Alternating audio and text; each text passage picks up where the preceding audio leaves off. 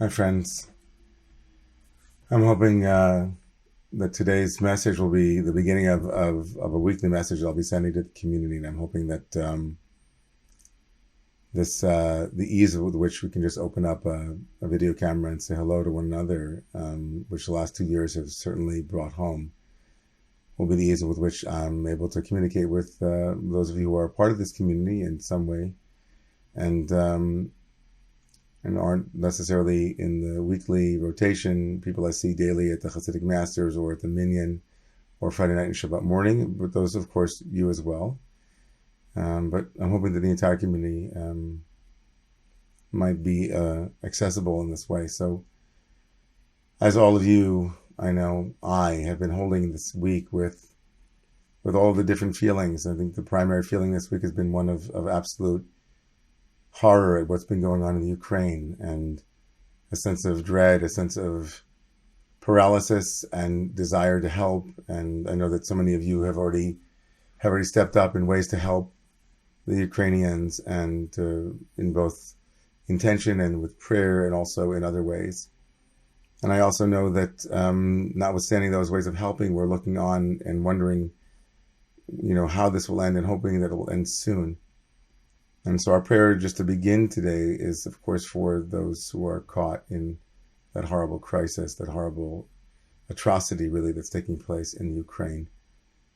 I know that it's heavy on members that I've spoken to this week at the Sacred Conversations. It's heavy on my heart, and it's heavy on the hearts, I think, of everyone that we know.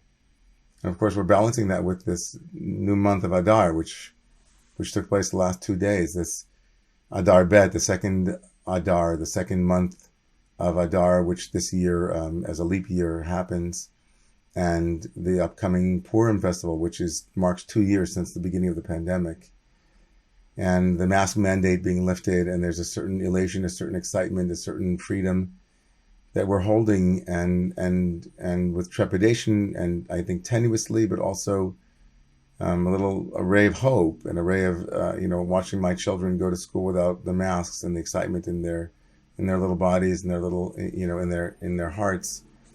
So I'm holding that too with you, and even as we hold both of these pieces in this topsy-turvy world that is Purim, that is Adar. Adar is the month in which Purim takes place. It's a month of surprises, a month of reversals, a month of being able to hold the deep tensions between survival and thriving, survival, these two elements of our lives, and we're holding them now. Even as we know that the pandemic is far from over in many parts of the world, we've seen the rise in cases in New Zealand and in Hong Kong and so on. But I'm with you as we're holding these kind of little moments of opening, even as we hold deeply the pain of what's taking place in the Ukraine.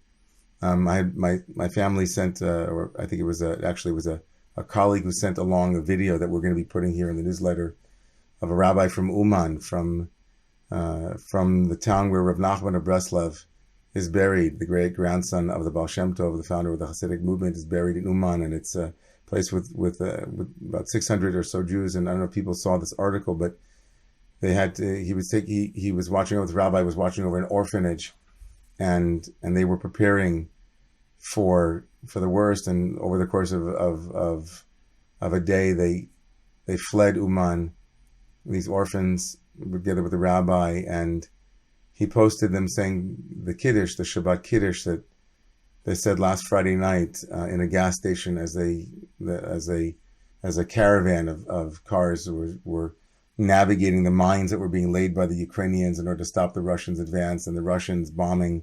And here they were caught in the middle and trying to make their way to freedom, to make their way to safety.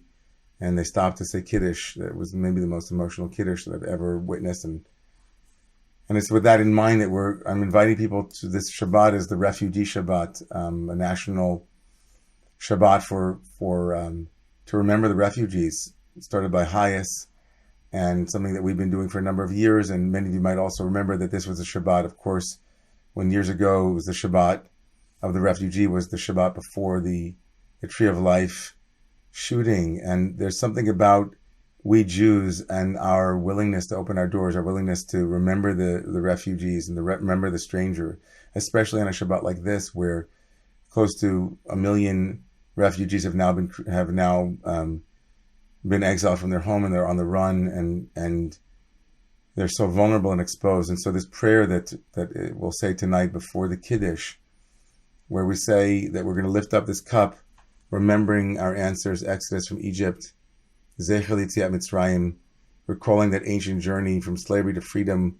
We think also of the many times throughout history that our people have wandered in search of safety, and we extend our hearts and our souls tonight towards all of those who are refugees.